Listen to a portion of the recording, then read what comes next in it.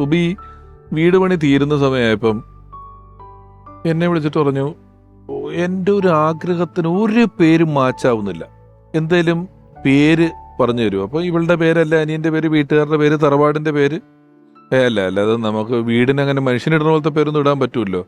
അപ്പം ഇവിടെ തന്നെ ഒരു ആലോചിച്ച കുറേ പേരുകൾ എന്നോട് പറഞ്ഞു തന്നു. ഇന്ന പേര് ഇന്ന പേര് ഇന്ന പേര് ഇന്ന എന്നൊക്കെ പറഞ്ഞ് ഇതൊന്നും ഇവർക്കൊരു 10% പോലും ഇഷ്ടമാവുന്നില്ല.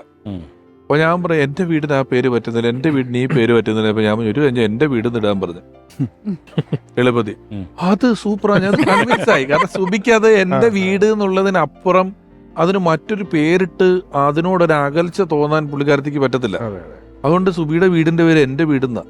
ഇപ്പോഴും അഡ്രസ്സിൽ സുബി സുരേഷ് എൻ്റെ വീട് വരാപ്പുഴാന്നാ കിടക്കുന്നത്. ഞാൻ പറഞ്ഞു കൊടുത്ത പേരാ അത്. പക്ഷെ അത് വളരെ സാറ്റിസ്ഫൈഡ് ആയിരുന്നു. വേറൊരു പേര് കിട്ടുന്നതിനേക്കാൾ നമ്മളാണ് അയ്യേ ഇതെന്ത് പേരാന്ന് ആലോചിക്കത്തില്ലേ. കാരണം മറ്റൊന്ന് വീട്ടിലുള്ള എല്ലാവർക്കും പറയാം എൻ്റെ വീടെന്ന്. നമുക്കും പോയാൽ പറയാം എൻ്റെ വീട്ടിലെ സുബിന്ന് നമുക്ക് പറയാലോ, സങ്കടമില്ലല്ലോ.